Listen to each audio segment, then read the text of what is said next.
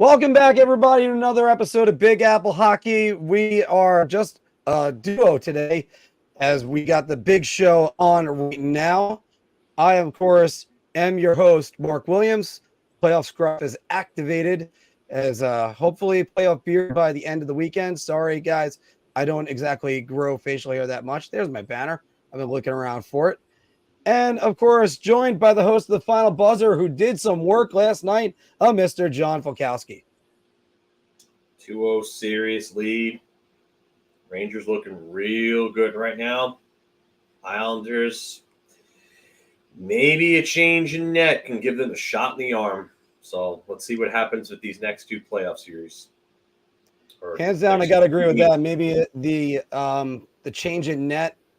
And this is the problem when you have that goaltending conversation and goaltending carousel that now, no matter what, it ends up being, you think is there, but no, Maddie, no, it's not going to be there today. Well, but we're going to talk more about the Islanders and the Rangers, of course, in the A block. Let's go right to it, where the Rangers finished off the Capitals 4-3 last night. And, of course, the A block is sponsored by Seat Geek. Use the promo code BigAppleHockey for $20 off your first order. Big Apple Truckee hats are available, and Big Apple Hockey shirts are available. Not trucker shirts. There are no trucker shirts. How are we doing, Todd? How's it going today? And put a razor in the thing. A what? The emoji was a razor. Oh, the razor. Oh, I thought they were hammers. No. See, this is part of the problem of getting older and my eyesight's going. Of course, look for the Final Buzzer with John Folkowski, or the next day after, you might see me doing a post-game show. But again, as I let in, the Rangers win 4-3 versus the Capitals. Capitals scored first. The Rangers went up 2-1. Capitals back and forth with them a little bit. Full control in the second period. And the Caps did fight back, make it interesting, and they had to make every Ranger fan nervous in the third period. And you can kind of even see that puck by Pacioretty, that would have counted, Phil, if when he tied the game you could have tied the game with seconds remaining. But up 2-0 in the series are the Rangers in full control. You know what? The Ranger fan in me wants to say no just because of the fact that I've seen this movie before and they don't like to close out series in short amounts of time for whatever reason. But I'd have to think that they are in very, very close to full control.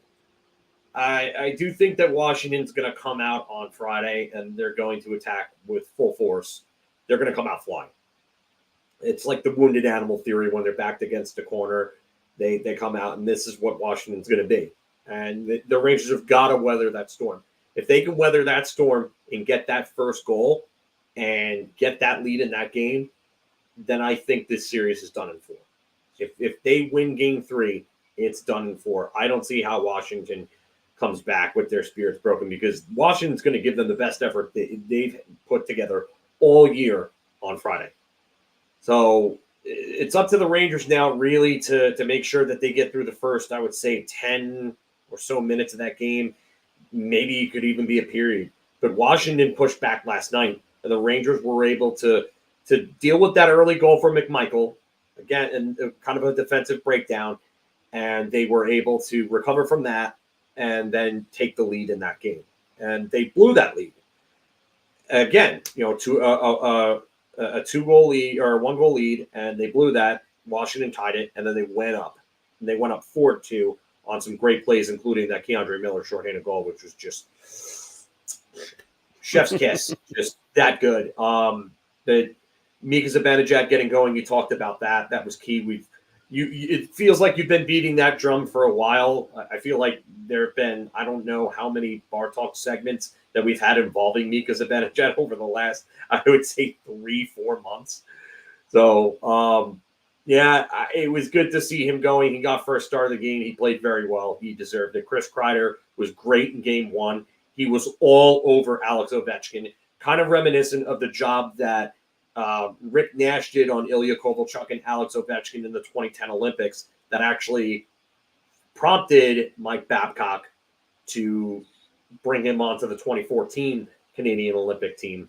So, Chris Kreider looked really good. That top line is playing better. Jack Roslovic, just what a goal that was. Just an incredible shot. One of the better snipes we've seen all year. Absolute brilliant shot there by Roslovic, and he needed that. He needed to get on the board and he needed to do something because there's word that a certain someone might be returning sooner than later. So if that's the case, the Rangers are going to get a real nice shot in the arm, and that would be some great and more than welcome to depth for them.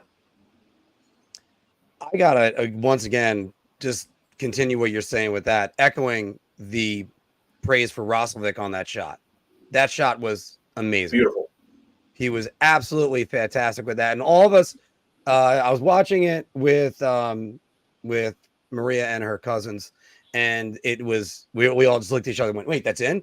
And I'm like, "Yeah, it's in." The players that we were all pointing at it, and it was just outstanding.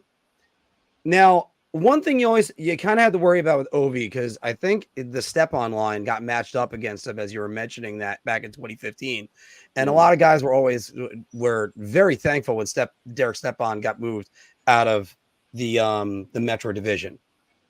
Now, Kreider doing a great job against Ovi. That's great. I got to go back to this one because Phil, when Anthony and I filled out our brackets, we mentioned one of the questions I have is if your team was going to win the cup, who do you think would be the Conn Smythe Trophy winner? Mika Zibanejad's one of those guys. If he gets rolling, he could easily do that, very easily. And we know the talent's there. Look no further than the Washington Capitals. I think it was the second to last game, or maybe the last game at MSG before the COVID break, when he scored 5 goals. And he's defensively a good player. I think in this series so far, Phil, I think he's been great on takeaways. He's been just stripping the puck, intercepting passes. And even though he didn't get a goal in game one, it kind of felt like it was something that could happen. But you mentioned it, that PK, when he just took the puck away, went in, him and Kreider on the give and go. I thought the puck's going back to Kreider, and he feeds it back to Miller, and Miller's wide open for the goal. If you want to have a negative out of last night, the Rangers specialty teams, the penalty killing was only 3 for 5. They're much better than that. And they kind of let Washington still stick around. But Phil, one thing I got to go back to with this series, what's the one area where we were able to say when we were predicting this, where Washington was going to try to win this series? They were going to get physical. We talked about this weeks ago. And yeah, sure, Matt Rampy has something to do with that, to be a deterrence. But there's very much we're not going to take that attitude. And I'm sorry, Caps fans, including my friend Barry that's watching, that hit on Oshie was totally clean. It was absolutely clean. And I have a couple of pictures on my phone that I've posted all over Twitter, showing that the first point of contact is not the head. Principal point of contact is not the head either. It's a clean play. You know what that hit reminds me of? I know this might trigger a couple of Ranger fans, was when in that 2020 season when Zibanejad missed that time that he missed during that year because Patrice Bergeron reverse hit him. Yeah. Same exact type of hit, same exact type of result. And look, it shows that when Washington was up, the Rangers tied it fairly quickly. Washington has had the lead for I didn't even look. I should have actually. It's only a few minutes in this series. Yeah. 2 minutes and 46 seconds. I think I have off the top of my head. So that's all they got so far in this series, Phil. This is something that the Rangers can go and just put the game away on Friday night. Expect Washington to give their best effort. And yes, Brian, you're right about this one. Oshie had to come in and look, Phil said it best. A lot of guys look at Oshie and just think shootout player and that Sochi Olympics thing, but he is a very chippy guy. And I don't know if that goes back to his days in St. Louis, Yeah, he's been like that for a while. He's always been? Okay. But Phil, one question I do have, and one thing that could change the series is, what if Washington goes to Darcy Kemper? I don't think that's going to do much. I really don't. I just think they're outclassed. I mean, could Darcy Kemper provide slightly better goaltending? Maybe, but are you really going to blame Charlie Lindgren for the way that they're playing in front of him? Not necessarily, but it would change things up. Completely flawed. I think it would change things up. Maybe mess with some players' heads. They've been shooting on a lefty for 2 days. Go to the righty. All right, so maybe that's it. Maybe that does that. But I mean, I don't know if that even does much, because you got to remember they're so used to shooting on lefty catching goaltenders that a righty was really the change. Lindgren's a righty like Barrasso was. So yeah. That's really the one thing that they could take to their advantage, but they can't even do that. They can't even. I don't like. I'm with Pete on this. They could put Hasek in that. I don't think they're beating the Rangers at this point. I don't. I thought that Washington would maybe have a chance. Maybe they extend it to 5, but that's about it. If they can win one in their own building, maybe. But I mean, yeah, you can't see it going to 6, right? No, I can't see it going to 6. 3 stars is right here. Welcome to the channel, by the way. I don't think we've seen you before on here, but Lindgren's been the best Caps player all year. I would agree with that, and it's a wild take to think that Kemper would help. I don't see it. Well, again, I'll point to look no further than the Capitals back when they won the Cup. Grubauer, you always point to that one. Different team. Yeah, different team, different circumstances. And by the way, welcome to the channel, 3 stars. And yeah, Lindgren's been their best player, but how far is he going to be able to take you? He has played a career high amount of games this year, and it's only going to be a matter of time until he's just gassed. And that could also be a possibility. I'm not seeing that he's gassed. I thought he's the reason why he kept them close in game 1. But I mean, it's sometimes it's the old expression of you can't change everybody. You can't it's usually used for a coach. Can't fire 25, but you can fire 1, or can't trade 25. But keep in mind, last year though, the Rangers had a 2-0 series lead. They outscored the opposition 10-2, and a simple goalie change and a forecheck change changed the entire series. Do I see that happening with Spencer Carberry versus Peter Laviolette? As Philk is saying right there, I agree with him. Hell no. And it's just... Where's the Jack Hughes? Where is the Timo Meyer?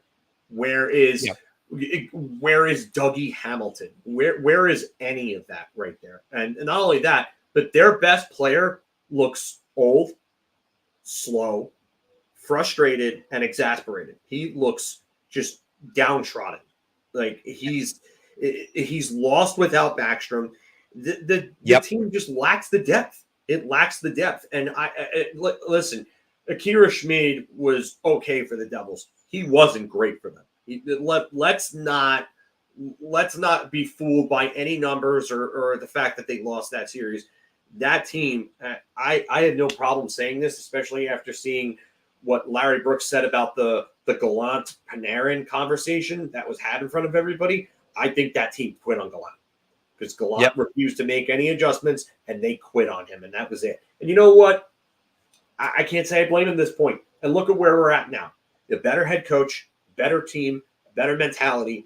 I think this team goes in on Friday, and I think they shove the knife into the wound just a little more just to get them ready for that coup de grace. If they win Friday, it's a sweep, right? Yeah, I think it's a sweep if they win Friday. I don't see how this team recovers.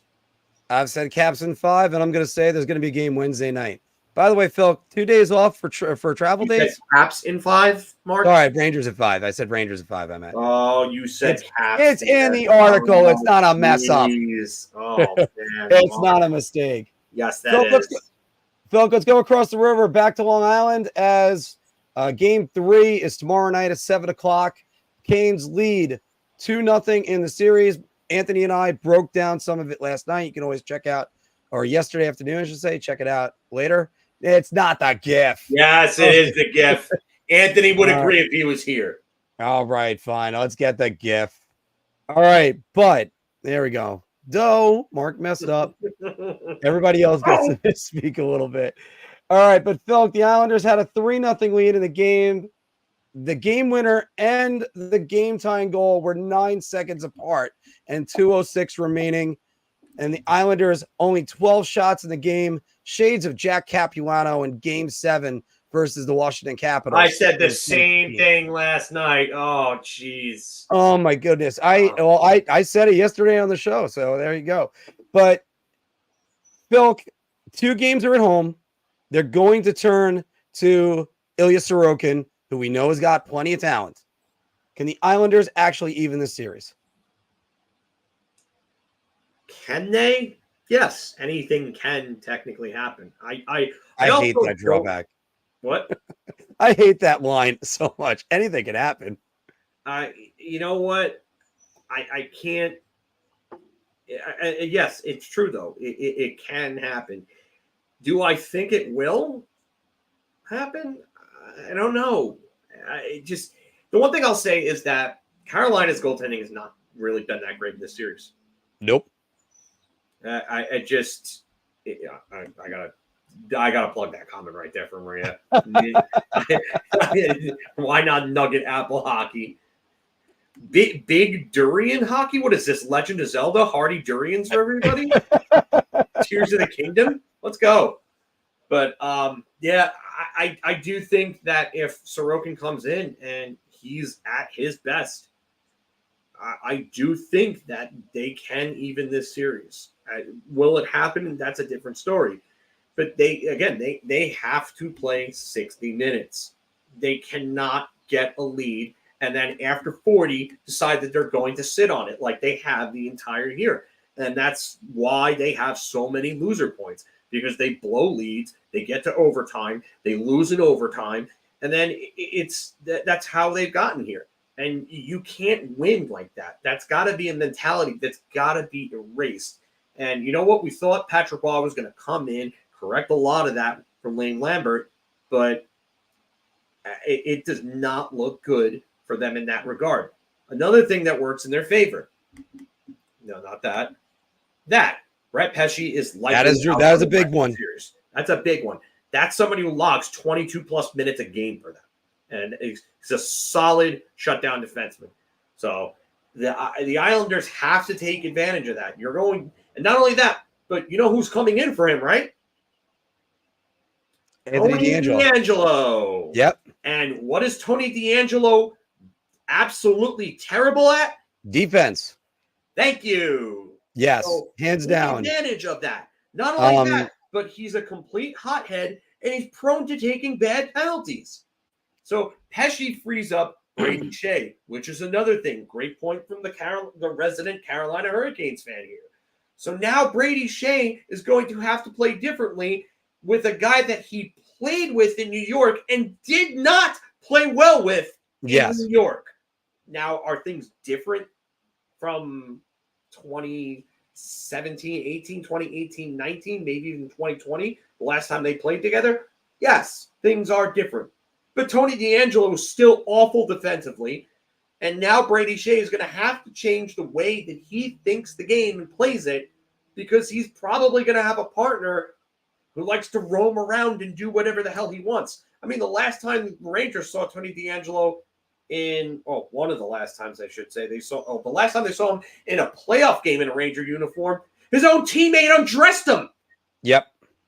So, if anything, yes, Tony is worse now. It's also very easy to get under his skin. Yes. He's not the defenseman they wanted to line up. So the Islanders, if they're going to win this series, if they're going to come back and even it, they have to take advantage of that, and Sorokin has to be at his best. Yes, I know this is sounding like layup, obvious John Madden type material, but 40 minutes is not good enough. Patrick Waugh has to get these guys on the same page. They have to come together. I don't know if it's a players-only meeting that's going to do the job, or get it done and get them really kind of going. But the leadership group has to step up and has to stop enforcing that. And Phil, as I've said before, it's concerning. No, in a Ranger uniform.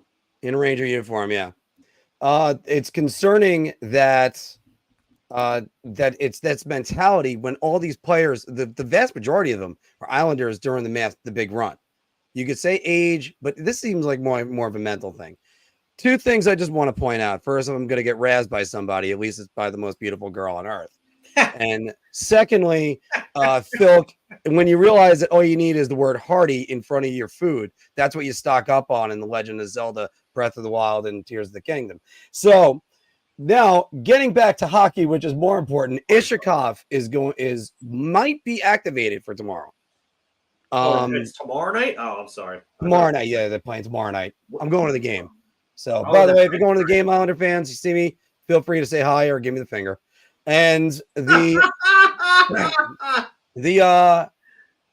so if they deploy Ishikov, that's something that could be a total just wrinkle that Carolina is not prepared for, because they definitely don't have much tape on him.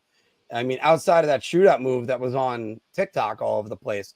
And it's something that the Islanders need to just change up what they're doing. Maybe you put Ishikov on that first line and you move Casey Zizekas down, and then you have that strong center spine that the Islanders have been known for a long time. I mean, you're going to go, if you're rolling out Horvat, Nelson, Pajot, and Zizekas, that's a hell of a lot better than, I can't even remember who their fourth line guy is they've been using. So, but more on that. We'll see about that tomorrow night. I happen to think that Ilya Sorokin will at least win them one game at the UBS, if not two. All right, everybody, thanks for joining us on the A block. We're going to take a quick break to give a message from DraftKings. Hockey fans light the lamp this winter with DraftKings Sportsbook, an official sports betting partner of the NHL. New customers can bet just $5 pregame money line on any NHL team to win their game and get $150 in free bets if they do. If that wasn't enough excitement, you can turn small bets into bigger payouts with same-game parlays. Combine multiple bets like which team will win, how many goals will be scored, and more for your shot at an even bigger payout. Download the DraftKings Sports app now. Use promo code THPN. Bet $5 on any NHL team to win their game and get $150 in free bets if they do. Only at the DraftKings Sportsbook with code THPN. Shot. This is the easiest I've ever had to answer. I'm going to say beer. I can't even begin to describe. I'm actually going to go crazy. I'm going to buy everybody around on this one. And welcome back, everybody, to Big Apple Hockey's Bar Talk, where we're gauging our confidence on NHL topics based on our choice to drink. Are you so confident that you're buying everybody around? So I'll have a beer, or I need a shot. But flash the quote. Come on, Phil. Flash the comment. There it is. Big Apple Hockey's layup talk. That wasn't even the one I wanted to do, though. It was actually this one, which was great because nobody can give you the finger. But this one was the one I was laughing at before. Oh, hey, Kristinetti. Hey, Kristinetti. All right. Yes. Well, and again, play along down in the comments below, everybody. Is it a beer or shot? Or are you buying everybody around on this one? And let's start with a Ranger who, I mean, he's played well, I thought. Igor Shesterkin. Igor Shesterkin, .913 save percentage and 2 goals against. And I thought they haven't had to ask too much out of him so far. Phil, the Rangers need Peak Shesterkin to beat the Capitals.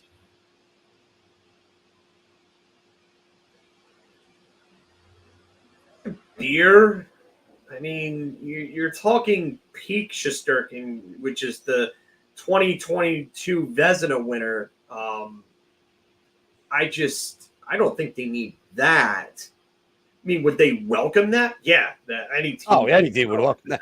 But I don't think they need him to be that good to beat this team. I would want him to be that good just because their next opponent is going to be a better team. Whether it's the Islanders or Carolina is going to be a better team than the Capitals, and that's for sure. So, I mean, I'm with Pete on this one. I think par goaltending beats Washington. Yeah, and Phil, I'm just gonna jump ahead with you. I'm gonna say beer on this one as well, because as much as they might need Peaks or Sirkin, they might only need him at times. The Capitals have made their presses like early in the game last night. The Rangers didn't start well. Connor McMichael had the goal, even though that puck was sort of tipped over to him.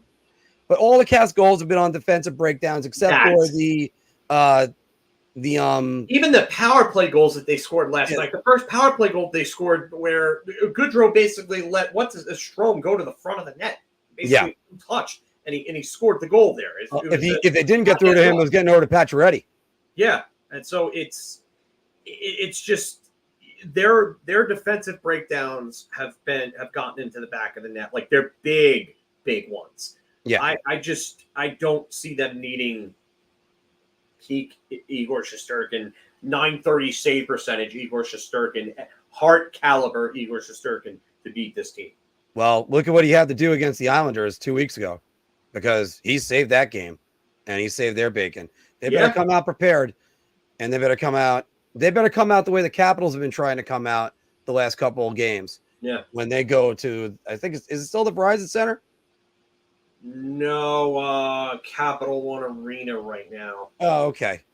Hell, I remember back when it was the MCI Center. I remember when it was the MCI Center too, but I went there when it was the Verizon Center. And the only time I saw a Rangers Capitals game at the Verizon Center, some guy told me that Mike Green was better than Nicholas Lidstrom, and this was fresh off Lidstrom's 6th Norris Trophy win in 7 years. Was it the year that Mike Green scored 30? It was that year. Yes, it was the beginning of that year. Yeah, I'll forgive him a little bit, but he was greatly mistaken. No, he was greatly mistaken, because there are only 2 other defensemen that have won 6 or more Norris trophies in a span of 7 or more years. Can you name them? And Lidstrom. No. 2 others. 2 other. Bork. No. One is a former Ranger. Doug Harvey. Correct. Okay. Took a minute on that one. Yeah. Which, by the way, I have a constant debate. Who's the second best defenseman of all time, Phil? I say Ray Bork. I go Lidstrom, but narrowly. And I don't think there's a wrong answer on that one. I think I might have discussed this on here before, but I go Bork because Bork won 5 while being a part of the greatest era of defensemen that we will ever see.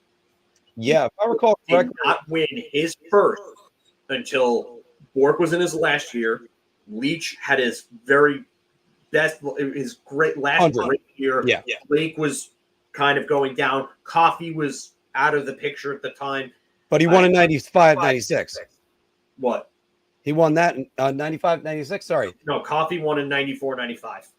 Okay, yeah, thanks. I remember he won one of those. Yeah, he won. Bork won 95, 96. I'm sorry. Yeah, Bork won it in 95, 96. Leach won it 96, 97. But Lidstrom didn't win that until all those guys were really like out of their primes at that point. McInnes was not in his prime anymore. Pronger had won his first. A year before, Lidstrom had won his first. So that's the way I look at it. Yeah. Well, first, we're going to look forward to the John Falkowski best defenseman in the league right now list that he had last year and when he does it this year. Mm-hmm. So, speaking of defensemen and also defenseman changes, Robert Bortuzzo for the Islanders. -1 in the first 2 games. The Islanders should insert Sebastian Aho for Bortuzzo. I'm going to go round. I don't think it's a layup, but I do think that the Islanders need more puck-moving defenders that can skate well against this team. As we saw when Trouba was out and the Rangers brought in Zach Jones. Zach Jones was incredible in that game against Carolina. Yep. And the reason why he was incredible was because of the fact that he could outskate their forecheck and move that puck out of the zone effectively. And Carolina didn't score on them in that game because of that.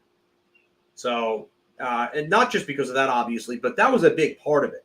When you have a guy like Jones or a guy like Aho that can move the puck out of the zone effectively, and I'm not saying Aho is as good as Jones. I think Jones is better in that regard than Aho is, bias aside.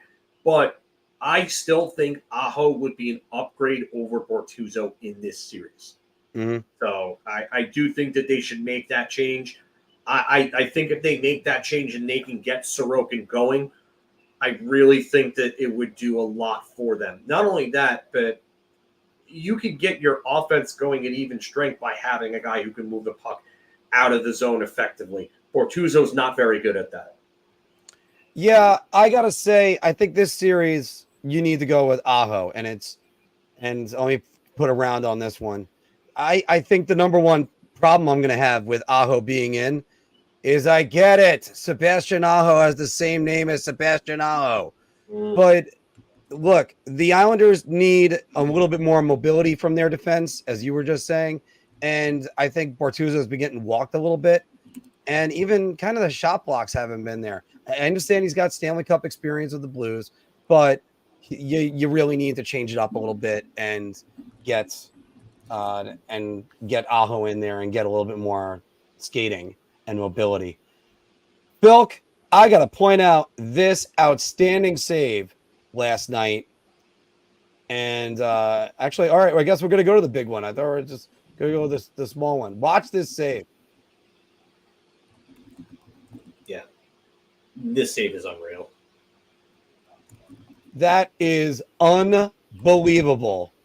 Just seeing that again. Watch it one more time. Oh, we got it with the elbow. Oh, man. Bilk. Oh, wait. I had the wrong one that I was exiting. Bilk Bobrovsky just made the save of the year.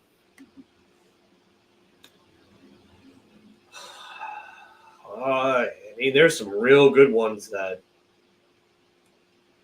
you'd have to put in. I mean, you go back. I'm not gonna say get the hoop. I'm not. I'm really not here because there are some real good saves. I mean, you look at that Jonathan Quick Scorpion save. Yes. I mean, that's one of the best saves we've seen all year. I'd put that right there with it. So I'm not gonna say round. I can't even say round. I mean, I get why somebody would, considering the situation and the ramifications at that point and what that could have meant if Tampa Bay got that goal. Yeah, I get it, but I'm going to say beer. Just going to say beer. Wow. All right. I am impressed by that because I guess only an idiot would have to just jump up and say round. So I'm an idiot because for me, Phil, I think it's the it went up twice. I think it's just the ramifications of what happened. That's what's going to make me even get there. He was down and out. He threw as much of his body in front of the net. It hit his elbow. It stayed out of the net. And then Carter Verhaeghe, Mr. Overtime, wins it again. And yes, you could go with I'm going to go with a game impact, but the athleticism sometimes, if somebody makes a great save down, it's not. It definitely belongs in the conversation. I mean, if it got voted save of the year, would I be mad? No. Would I be surprised? No. I mean, would I understand it? Absolutely. I would. Yeah. I don't know if it's clear cut for me. That's it. This is just one rambling fool's opinion. So just remember that.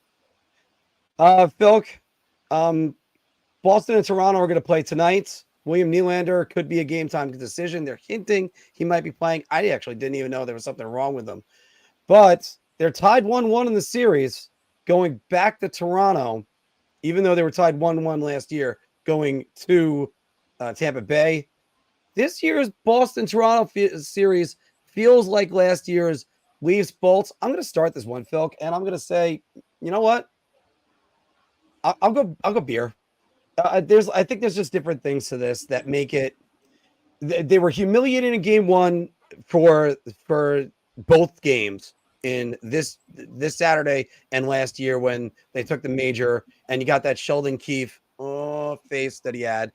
But Austin Matthews coming alive, getting the game winner in game 2. That kind of does give it a different feel. They're doing this without William Nylander, who's been one of their best players. And, of course, Phil, on the other hand, what do you expect but Mitch Marner to be on no show in the playoffs? So, and they need better out of him. You're paying him $11 million.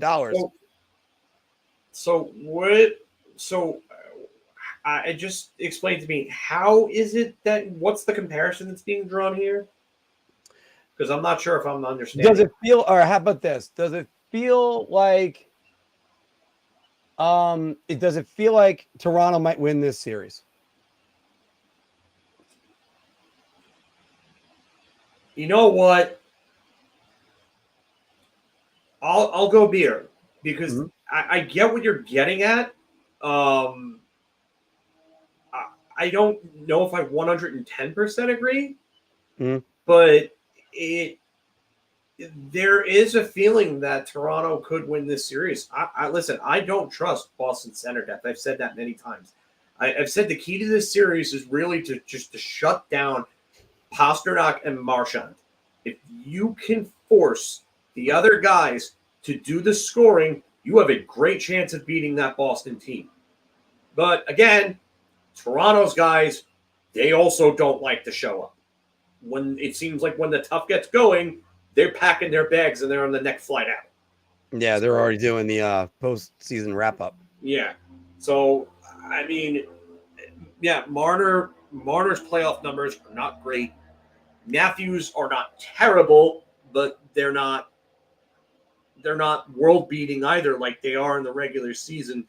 I mean, is Nylander really their best playoff performer when you think about it? I don't know. I'm going to say beer just because I do think there is some sort of similarity as to why you would feel that. But I hope this one goes 7. So. Yeah. I actually said Boston in 5 originally because I just think this is such a bad matchup for Toronto. I don't. In years past, it's all right. So if Bergeron and Krejci were still playing, I would have said Boston at 5. But I honestly, I wonder about Jake DeBrusk's ability to continue scoring at the rate that he has in the playoffs so far, as this series goes on. Will Keefe be able to make the adjustment to stop somebody like DeBrusk while also limiting Marchand and Pasternak? So, that's my thing. Well, I think it's actually a good point because I mean, and Matthews played probably his best playoff game in a while in game 2, and I don't want to see Matthews not have success. I know people might disagree with me on that one.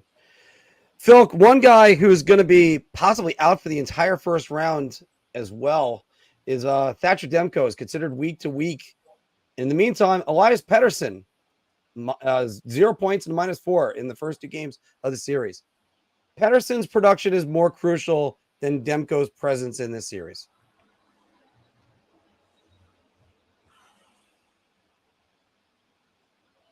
And by the way, did you see Elias Pettersson missed that open net last night? Wow, this is actually a tough one. This is one of the tougher ones I think you've tossed up at me. I'm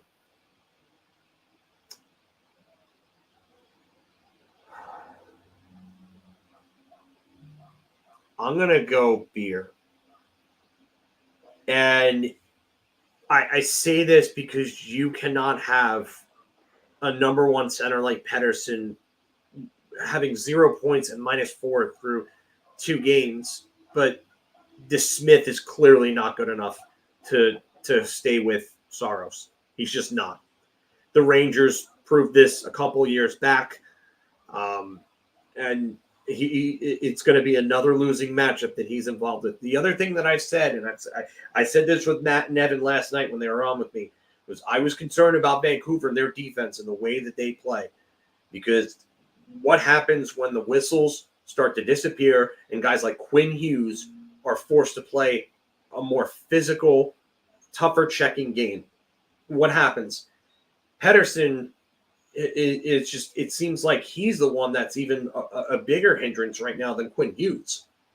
So I'd have to say Beer just because I think Pettersson being a complete non-factor, if he's a complete non-factor in the rest of the series, you're going to have to look at that, I think, a little more than you're going to have to look at that DeSmith injury when it comes down to it in the end. Because with DeSmith, he's not expected to win you that series. It's expected that everybody else has to step up and next man up, and everybody has to produce. And if Pettersson is looked at with, let's just say he finishes the series with like 1 or 2 points in like 4 games or something like that, and he's a -5 or 6. Like, there is going to be a lot of heat on Elias Pettersson, especially after signing that deal. You wanted that money, and you gave us this effort come the postseason. That he's going to have to handle a lot of heat if that ends up happening. Phil, I kind of got to agree with you on one thing, that the fans are going to remember that, and they're going to remember it heavily. I've gone on about Chris Drury in 2009 had a goal and an assist in the playoffs in that series against the Capitals that the Rangers blew 3-1. And Nick Zherdev didn't have a single point. And there's still some fans that say I'm too tough on Nick Zherdev. Nope. You got to show up. He missed more open nets than Ryan Strome ever could in that series. Now, getting back to this, though, this is a tough one because I don't think you can go without your leading scorer or among your leading scorers, because I know JT Miller was right there too. Pettersson had, I have the number right here, 18 points in the bubble when he went on that run. Yeah. And they beat St. Louis, and they beat, then they went to Game 7, I think, versus the Golden Knights. And I think they included the playing games, which I always think is stupid. Anyway, they're going to need him, but Philk, man, Thatcher Demko, he was so huge for them in Game 1.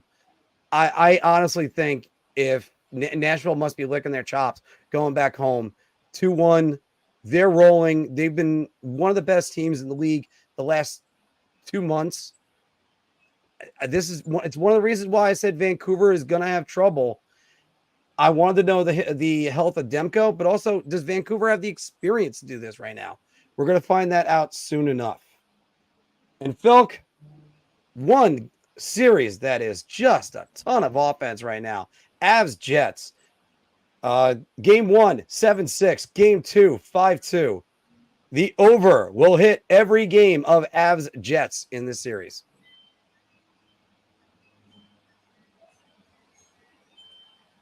I'm going to say shot. I think at some point the defense kicks in. The goaltenders start making the saves. More so Demko, or not Demko, Connor Hellebuck than anything. But I will say that these two teams are too good defensively to be letting up as many goals as they've let up so far, especially Winnipeg, who allowed the least goals in the league. Mm-hmm. That's just crazy. Colorado scored the most goals, and Winnipeg allowed the least.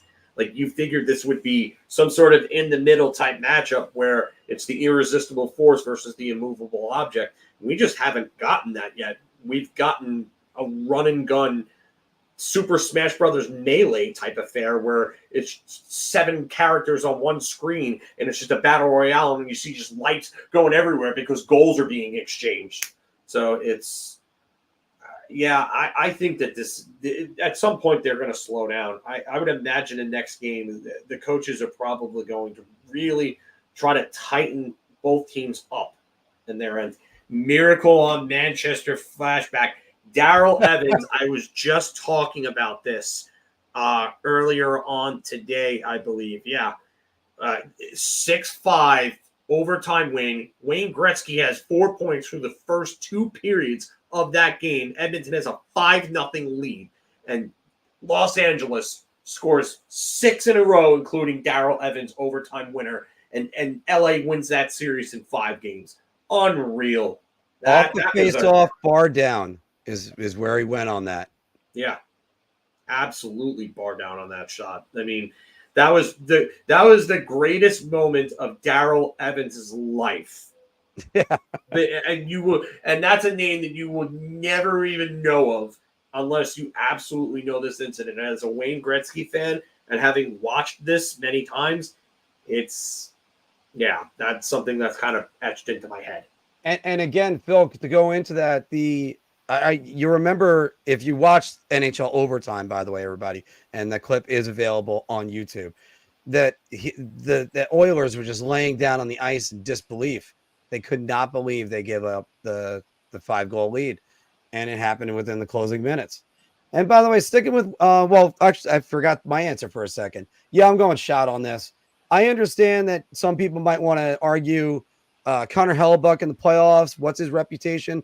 He's only in .914 save percentage, and he's 18-24 in his career in the playoffs. But yeah, the Avs Jets look like a beer league. That may be the comment of the afternoon so far. That's pretty accurate, actually. Yeah. So I mean, there's a lot of things that are that we're gonna see with that. I think Hellebuck and Winnipeg is gonna tighten up. Yeah. I'm just not sure about Georgiev. I think he's gonna have one stellar game. I'm not gonna lie about that. I think he's also completely lost in his own head, but that's a different story. I just don't think he's that good. I'm in agreement with you on it. I didn't think that back then either. And Phil, just staying with that, the Winnipeg whiteout is the best tradition, the playoff tradition in the NHL. Whoa. I'm going to say beer because the Rats in Florida is amazing if you know the story behind that. Yes.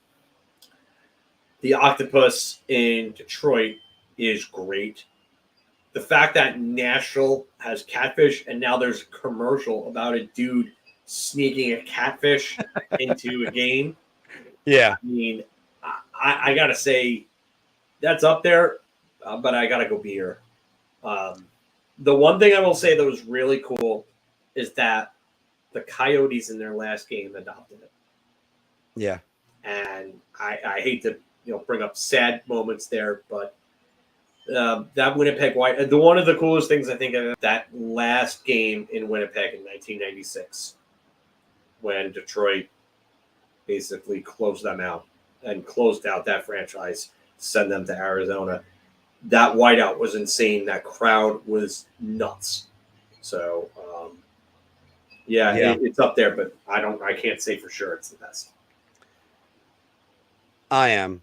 It was so great. It was carried on by another city. I'll buy a round on this one. There are great playoff traditions that are around the NHL, but this one is just tops. And it said something that Phoenix wanted to carry it on. And yeah, I remember one time there was like one guy that was dressed in red out of nowhere, and they had to point that out. But it's always one of the best traditions. So I love seeing it, and I know every other fan base is sort of doing it. You got the Rangers doing blue, you have the Flyers doing orange, you have the Caps doing red, but this is something completely different. Do we have a Winnipeg Jets fan here? Because that's pretty cool. Yeah, I mean, we've gotten plenty of Winnipeg Jets fans from, after all, some of the trades and some of the other things. But that's pretty awesome. Guys, thanks very much for listening to Big Apple Hockey's Bar Talk. We gauge our confidence in NHL topics based on our choice to drink. Let's go around the league. Let's get some of your questions that are going to be coming from that. A Canuck, but not a rioter. I like it. Yeah, Vancouver may end up having some rides if they lose this series against Nashville. And I know Demko being out hurts, but my God, they have things are going to get real messy there if they lose this series. I think, and the way I would say it is, they're a young team. They're going to have growing pains. This would just be one of them. Not every team goes from not in the playoff for 5 years to a Stanley Cup like that. It just doesn't happen. You're going to have to deal with disappointment. John Radigan's asking, what's David Quinn's next job? I think he's going back to college. Yeah, I was going to say it's not the NHL. It's not in the NHL.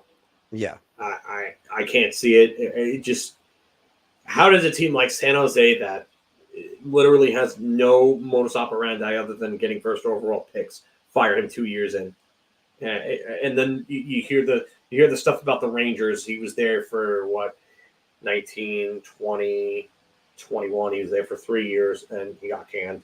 So Notre Dame, that could be interesting. I don't think BU is going to hire him back. McDonald's is hiring.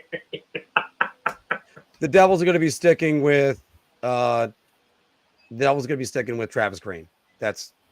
They had two potential head coaches in waiting when they had Andrew Brunette. They already passed on him. They're going to stick with Travis Green. Yeah, I don't see it. I don't see the Devils doing anything other than sticking with Green at this point. I think they're giving him, the exit interviews for Quinn in New York were not kind. I can tell you that right now. I remember those. And then what Ryan Spooner said about him afterwards, and kind of some of the other stories that came out after that, all lined up. And Quinn he doesn't seem to be very liked. And then he went on that Cam and Strick podcast with Cam Jansen and Andrew Strickland. And he just took zero accountability for anything that happened and was just super arrogant about everything. And I was like, why would anybody want to play for this guy? This guy has accomplished absolutely nothing. And he's acting like he's the second coming of Scotty Bowman or Al Arbor or Toe Blake. Get out of here, man. Get out of here. You didn't win in college. You weren't good in the NHL. And he basically said he made Zibanejad and Fox. Maybe he can be in the Boondock Saints. So because he's got that accent. So, but I definitely think that he's done in the NHL. He's just not an NHL head coach. He's not. If somebody wanted to hire him as an assistant, maybe. But I don't even see that at this point. Why would they be hiring this guy as an assistant when it's clear that he's not? Oh, that's a good question. And the Rangers had some bad ones. I mean, Michel Bergeron wasn't that great. But Michel Bergeron was better elsewhere. He was better in Quebec. I mean, the fact that they gave up a first-round pick and I think it was $75,000 or something like that to get him was stupid. I hear the Guangdong Tigers need coaching help. Better get ready to learn Chinese, buddy. Well, I mean, it's just, again, going with no Nylander tonight as everybody's commenting that right now. Yeah, everybody's commenting now. Yeah. Small Apple Hockey needs a coach. You think Milbury be up there, but Milbury coached the Stanley Cup Finals. Milbury also won a President's Trophy as coach of the Bruins in 90, I think it was. 90 or 91, one of those two. Brian Trottier, that would be one. He lasted very, very short amount of time for reason. He just wasn't a good head coach. He was an okay assistant. Do you think, by the way, we're joking? I know a lot of guys are joking about this, but you think he does go to the KHL, revamps his reputation a little bit like Mike Keenan did? But, I mean, Keenan didn't come back to the NHL after that. I don't know. Maybe. I just wonder.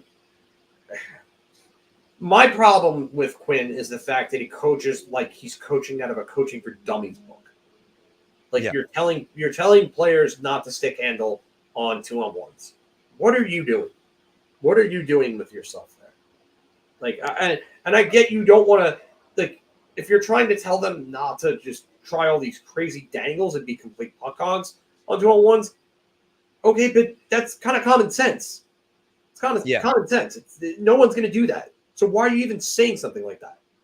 And sorry, that was what I was going. Yeah, I'd love to know more about the PWHL. I watch games here and there, but I honestly I don't get to watch enough of them. So I mean, not that I'm opposed to covering it, but it's just I honestly just don't get to watch enough. Boston rotating goalies. I don't like it either. Was it Matt? I can't remember who posted this today on Twitter, but somebody said if you have two goaltenders, you don't even have one. David posted it. I've said it numerous times. Usually it's the one about quarterbacks, but I've said it. And the team that convinced me on somebody that, specifically, one of my mutuals actually posted it, and I can't remember who it was posted it today. Literally saw it, and I actually couldn't agree more with it.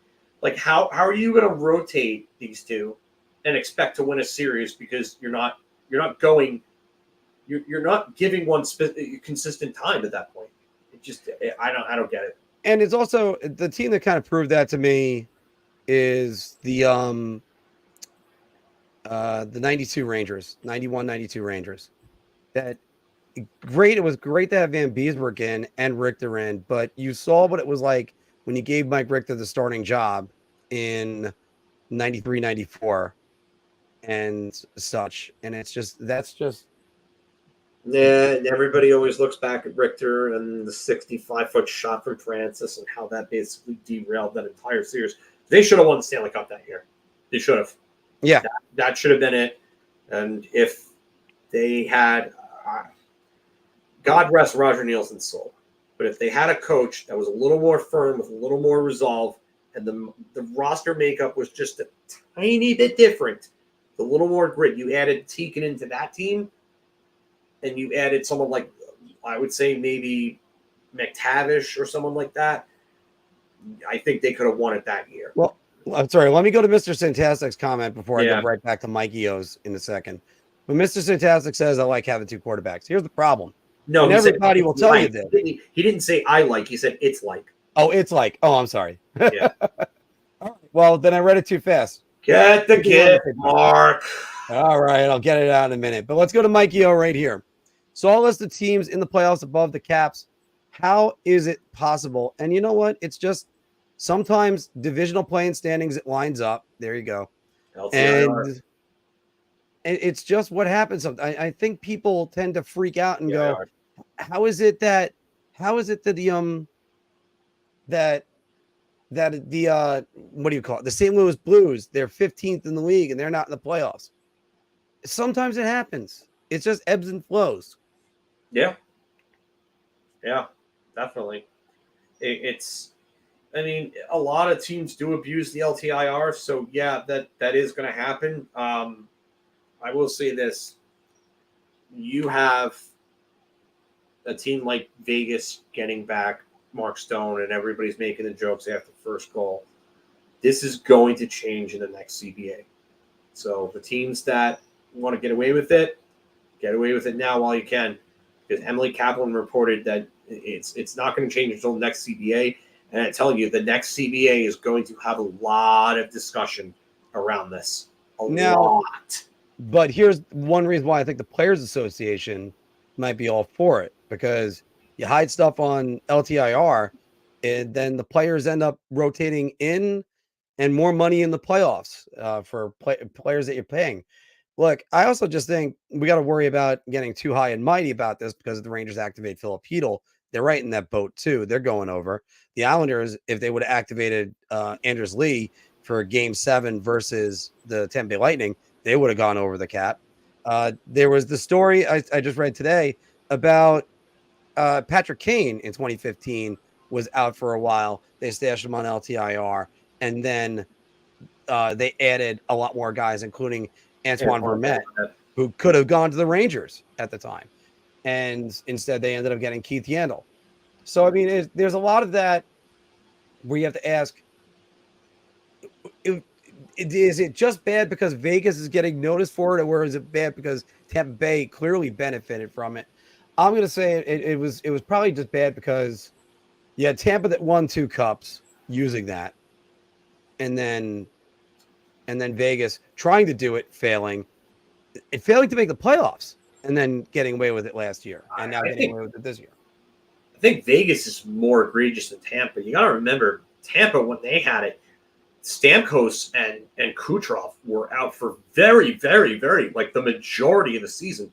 So you're risking not making the playoffs or being in a far worse seed because of this. So you're taking on an inherent risk and a major one at that point. So, by the way, Phil, I'm sorry. I actually never asked this question to you. Who's in more trouble, Tampa or the Canucks? The Canucks. I'm going to say this. We all saw what happened when we thought that Tampa was down in the series. They came right back on the Rangers. And yes, I'd say the Florida Panthers are probably a better team than that 2022 Ranger team. They've got a better head coach, even though I'm not completely sold on Paul Maurice as the guy who's going to win it for them. Mm-hmm. But Tampa has a group in which they know how to win and they know how to come back from being down. Yes, that Tampa team is a worse team than the one that faced the Rangers 2 years ago. But their core guys know how to get the job done. They do. And Victor Hedman's still there. If they get Mikhail Sergachev back at any point in this series, I would start to look at things very, very differently. I don't know if that's going to happen or not. We haven't really heard a whole lot about him, so I'm going to lean towards no. But Kucherov, Stamkos, Point, Hedman, and Chernak, these are guys that all know how to win. And I'll tell you right now, if they get a lead and they were able to win the next game, if they're able to win game 3, then you're looking at a completely different series. Because then it's 2-1, and then Tampa's at home, and they can tie it up and bring it back to Florida tied. If that ends up happening, this battle of Florida could go a full 7 games. Yeah, I gotta agree with you on that. And Tampa's got the experience. They've been there before. Hell, again, looking at them before, just pointing out that Ranger series again. They were down 2-0 and in the series and 2-0 midway through the game. And some teams fold like a deck chair on that. The Rangers could have just stomped on their throats, swept them, moved on. Instead, it's Tampa. They hunker down. Kucherov scores, Stamkos scores, and then Palat gets that winner with, what was it, 48 seconds remaining or 38 seconds remaining? Mm-hmm. It was something ridiculous. And it left you stunned. The Canucks haven't been through this yet. They've been through the bubble playoffs. And the bubble, you were able to let teams in that normally didn't make the playoffs. No. So you can get some good feel for it. I also don't like having your goalie, especially when he's a goalie that I've been very high on for a lot of years. And hopefully it's a bump in the road for the Canucks, and then they move and they're able to grow from there. I still have the Predators in 6. That's what I said all along. And that's what I'm going to stick with. And I said it after game 1 when I thought the Predators could have been the better team. They get a bad goal from Lindholm, and then a deflection from, I think it was Joshua. But then Joshua gave him the lead, right? Oh, no. Joshua had the empty net goal. There was a deflection of a Quinn Hughes shot. And then Joshua ends up getting the go-ahead goal within like 9 seconds after that. It was something ridiculous. It was almost Islanders-like. B-Rye is saying, would you be surprised if no Eastern first-round series goes 7? Yeah, I think Boston and Toronto probably will go 7. I think that's going to be a knockdown, drag-out kind of fight. If the Islanders win, they're probably winning that series in 7. So I don't see them winning it in 6. I don't think they're. If they win, they're definitely not pulling off 4 in a row on Carolina. I would be crazy if they did. Absolutely crazy. Yeah. I think the Rangers are winning in either 4 or 5. I had them in 5. I had Carolina in 5. I had Toronto in 6. And then the other Eastern matchup was Tampa and Florida. And I had Florida in 6 in that one. So I don't think I predicted any of them to go 7. I think Carolina and the Islanders, I said, go 7. If the Islanders can tie it 2-2, it goes 7. Okay. It has to be 2-2. It can't be 3-1. It's got to be that. Actually brings up a question sort of like the one that we were just talking about. Which team looks more beat, the Isles or the Capitals? Isles at least have a chance of scoring. I think the Islanders can make adjustments. I think the Capitals are pretty much what the Capitals are. That's why when 3 Stars had to correct me and give me a little laugh about Darcy Kemper, like, what other adjustments are you going to make? That's what I kind of get with on that. So. Yeah, I don't see. Not only that, but I mean, I said on the. I don't know if I said it on our stream, but I'm pretty sure I said it when I was the first time I went live with Matt Nevin from Ranger Central. I said that if you getting ahead of Spencer Carberry and making him adjust when he played one style of game all year that led to negative 37 goal differential and that he didn't want to stray from, you making a rookie coach make adjustments in his first playoff series puts a lot of pressure on him. I don't know if he has the ability to make those adjustments right now, especially against a guy who's playing chess while he's playing checkers. So I don't see it. And going back to this comment, it's and again, I'm going to say the Islanders because I think the Islanders aren't done. And also, it's amazing with the Islanders when they look their worst, then they rattle off 6 wins. And I was fully ready to see and write the epitaph for them in the Chicago game when they're down 1-0 halfway through the third period, and then suddenly power play goal by Horvat, a sneaky goal by I think it was Simon Holmstrom that ended up getting a rebound and putting it in, and it barely crossed the line. But you know what? That's what a team does. They grind it out, and I think they're more likely to grind it out under Patrick Waugh than. And I understand they went to overtime in Game 6 versus Carolina. They beat them in Game 5, facing a 3-1 deficit. Carolina, until you tell me Carolina's goaltending can truly be playoff goaltending, I'm not going to believe them. And to have 9 saves on 12 shots, I understand the shot quality.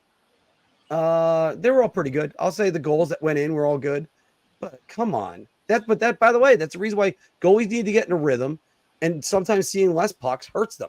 Yeah. It's funny. Curtis Joseph always played better with more shots on him. Like in those games where he was facing less shots, he would be prone to letting up those bad goals. But you put 45 shots on him in a game, and he was just masterclass in the net. So it's just funny. And that was always one of the big commentaries on him, whether he was in St. Louis, Edmonton, Toronto. That was one of his big things. Just the more shots you put on him, the better he got. There's a lot of goalies that are like that. Dominik Hasek, Henrik Lundqvist, Mike Richter was incredible. The more shots he got. The sequences in which he would stop 4 or 5 just shots in a row, and you would just Sam Rosen and John Davidson would just be exasperated, laughing hysterically because they couldn't believe the performance he was putting on at that moment. Richter was great like that, but then Richter would have those moments where he let up those goals like he did in the 95 series against Philadelphia. And just like, what are you doing? Yeah. Man? What 95 was not his best playoff year, and that's saying something. The last 71 save performance in a playoff game. That was in regulation, right? No, overtime, I believe. Overtime, all right. Going back to this one, Nenware for Life is saying, how imperative on a scale of 1 to 10 is it for the Rangers to score first in Game 3? And unfortunately, I got to say 2. Talk about the team with the most comeback wins. They're not going to get faced. I'm going to say 4. Because it's not a killer, as we saw last game. They don't. But you want to get that first goal. Because if you get that first goal, you take that crowd out of it. Yeah. And that crowd is what Washington's going to be feeding off. Could you imagine the look on Ovechkin's face if the Rangers score within the first minute of the game? You think how dejected he looked after that shorthanded goal and that effort that he gave towards that? Times that by about 10, that's how frustrated Alexander Ovechkin's going to look if you get on the scoreboard early against the Capitals and put one in. Especially if they get up 2, forget about it. If they get up 2 early on Washington, forget about it. Yeah. And let's see, because again, the Rangers record on the road, incredible. The Lavi lock. Let's see if that's going to get working again. Yeah. Because early in the season, their numbers, they were great. They were able to I was looking for the Rangers record on the road, but I think their road record is actually better than their home record. But it's something they need to do. Just avoid going down 3 or 4 goals. Yeah, that's the thing. And then Chris T brought up the whole Tampa thing. But I mean, again, we're looking at a much better coach in Laviolette than Gallant. That's why Gallant's not here. That's why Gallant may not have an NHL job for a very long time again. Yeah. Sorry, Phil. Yeah, you choose the next one. Davey says that he likes Igor having less than 30 save games. It shows that our defense is much better than in the last few years. In 2022, he needed to have 30-plus save games on a pretty much nightly basis. Yeah. Sheltered minutes for Trouba has been good. Yeah, I would agree. Very much. I think that him and Gustafsson were very good in Game 2. I think they were decent in Game 1, but they were very good in Game 2. But yeah, I like this whole sheltered minutes thing. And I'll give him his flowers. Trouba came up and he took the demotion and he accepted the reduced minutes. That takes a man to do. I will give him that. Yeah. Mr. Fantastic saying that the Rangers have not played their best. Do we sense that? Yeah, you know what? I think they were really good in Game 1. They were very close to perfect in Game 1. Game 2, sloppy. But not worried because everything they did in Game 2 is easily correctable. Just tighten up the defense just a little bit. And the PK, the reason why I think they let up those 2 goals is that they were uncharacteristically aggressive. Like, we never seen the Rangers penalty kill that aggressive. Usually they're moving and stuff, but they were kind of going out of their way to try to force plays into turnovers and go for shorthanded goals, I feel. And it cost them twice. So I do think that you're going, and then not only that, but the second goal, the dumb Wenberg play at the line. Like, you can't do that. That's not going to happen again. So they'll be okay. Oh, God. Here's a good one, because now Marc is going to get absolutely triggered by this one. Does PLD put the Kings on his back? Let's see what Marc goes more crazy for. Cam Talbot or a PLD rant? Well, actually, Cam Talbot had the second best save percentage behind Igor Shesterkin after the All-Star break. So I'll give Cam his due. But unfortunately, PLD ain't putting anybody on his back, especially not against Connor McDavid and Leon Draisaitl. No, LA is 5 assists in a game. Yeah. I mean, LA, sorry to anybody watching LA fans, but LA is just, they're the ones I look at and say, nah, no, it's not. No, it's not happening. Trash Panda, by the way, is what my fiance calls Tony D'Angelo. So, and Michael Malone, welcome to the show. I don't think I've seen you before, but I do agree with you on this. It's definitely, he's definitely being targeted. He's definitely being targeted because the charging call wasn't a charge. You can clearly see him gliding into that hit. I mean, you can't even call that boarding because he doesn't throw him into the boards directly. And then the call that he got in Game 2, which was a complete embellishment call. It was a complete embellishment call. And if there was any other player, it would have just been no whistle, nothing like that. New league, no more LA. Edmonton, yeah. It's how many years in a row are you going to get this same series? That's my issue. Well, how many years in a row? If Vegas didn't somewhat tanked in order to get Dallas, then it wouldn't have been a problem. But I mean, if Hedl sits, who's in? You mean who sits if Hedl's in? Sorry, that's what I meant to say. Wow. That's actually a good question. You can't sit Roslovic after he got his goal last night. You want him to get going. The issue with Hedel, there are a couple of things. One, if Roslovic wasn't working, you could put him on right wing one and have him come in and help be the scoring punch that they need on that line. The other thing is that you could put him on line 3 as the center. He can match up. Is he the greatest matchup center? No, but he's more than passable in that regard. And then that gives line 3 a real play driver. And then you could get Capo Caco and Will Cooley going, move Alex Wenberg down to line 4. Then you move Barclay Goodrow to the wing, and that is probably Goodrow, Wenberg, and Vesey as line 4. Rempe would probably come out. And after they beat Washington, that is. Because I think they want him in there for Washington. I don't think you're going to see him in there against Carolina. I don't. I think I don't know if he can really keep up with that team. Do you know his 4th in even strength points going into this playoff season for the Rangers in this decade? Philip Hedel. He had 12. And going into it, Artemi Panarin, he had 8 going into this. So it's he hasn't exactly getting off Panarin. 3 even strength goals.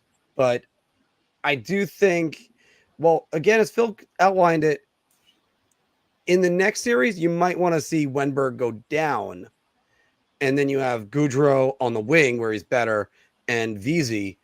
And that might match up a little bit better with Carolina instead of having Rampy in there. I think Rampy, you have to stick with him the rest of the series. I think so too. I really do.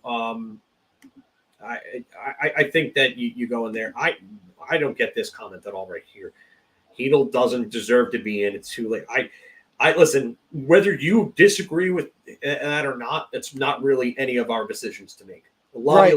I think what he's trying to say is it's too late to start just inserting guys into the lineup. But look, hey, it happened. The 94 Rangers won because Doug Lidster got inserted into the lineup. I believe it was game 6 versus the New Jersey Devils, him and Alexander Karpatsev. Yep. And that Doug Lidster ended up being one of the better Rangers in the 94 Stanley Cup run. So we'll go with that. Yeah.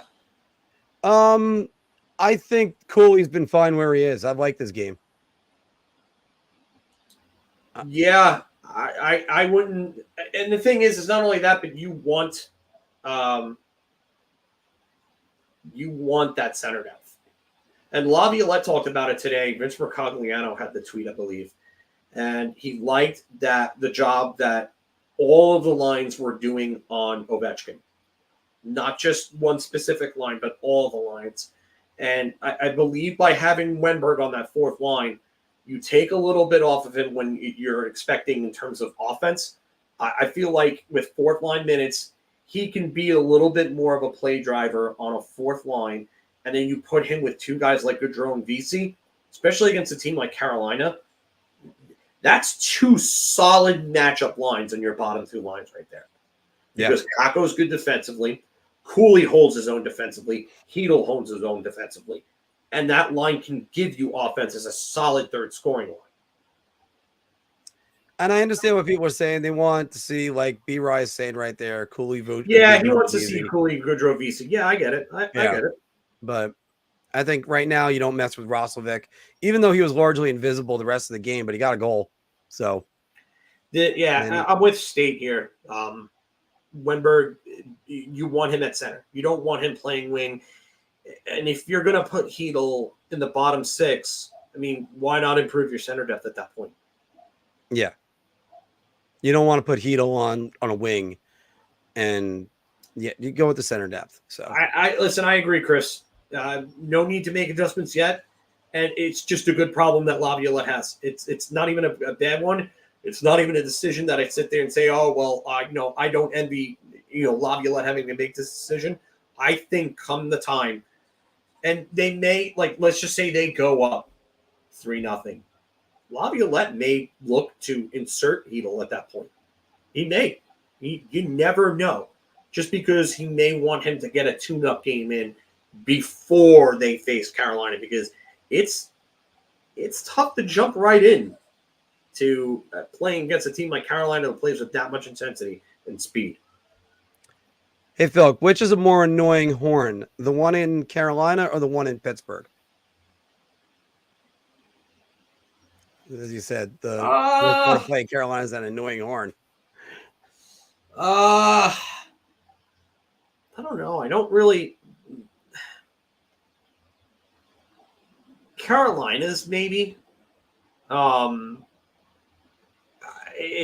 It's not really the horn itself that annoys me. It's the teams that annoy me. So it's more so, what do I associate with the more annoying team? And I probably have to go Pittsburgh. Pittsburgh, yeah. Because of the fact that they've annoyed me for so many years. And you know what? I'd be very happy when they're completely done and the league stops helping them out with all their crap. So, all right. Hey, Phil, we're at the 7 o'clock hour, so we're going to wrap this one up. Yeah. We'll start getting the bye-bye playing. So let's get a couple more comments in, guys. Great job by all of you today with some good questions. Yeah. No, not as many. Not a layup in the entire time. No, Marc laid off the layups this week. Well, fortunately, we had a couple really good questions that were on there. So, Phil, prediction real quick. Islanders tomorrow night. Do they make it a 2-1?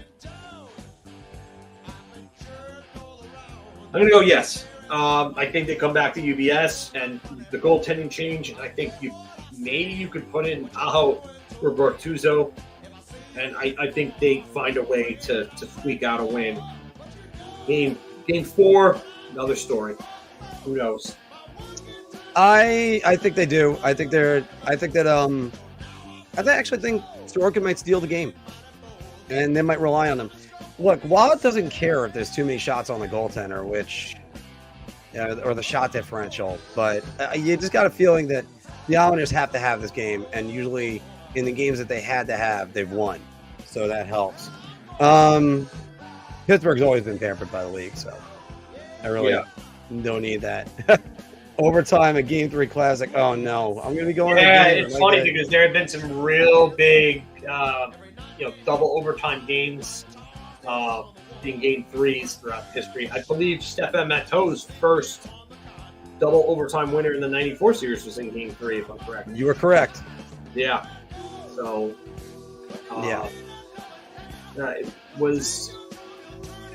Was it Game 3? Was Detroit and Dallas? No, not Detroit, Dallas. Anaheim and Dallas. Was that that crazy 5 overtime game? Was that Game 3? I thought that was a Game 2. I thought it was Game 2. Anaheim and Dallas. That they came back out and I forgot who it was that scored the game winner. What? Was it Steve Thomas? Could have been. I'm just trying to. I'm trying to find Jaguar's game. John, first off, guys, again, listen to Granny. Hit the likes. Share. Gabbard versus Washington. Yeah, I remember where I was with that one. I remember watching it with an old friend of mine who was an Islander fan, but he was rooting for the Rangers as well. And we woke his father up, who had to go to work at 3 a.m. in the morning, and we woke him up at 12:15, and he was not a happy man for that one. Oh, not at all. Well, here we go.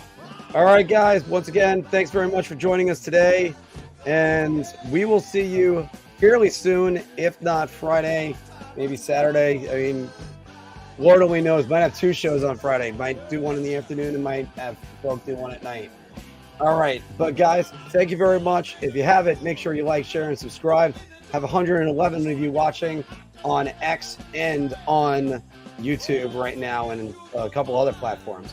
So, guys, thank you, and hopefully see you again Friday.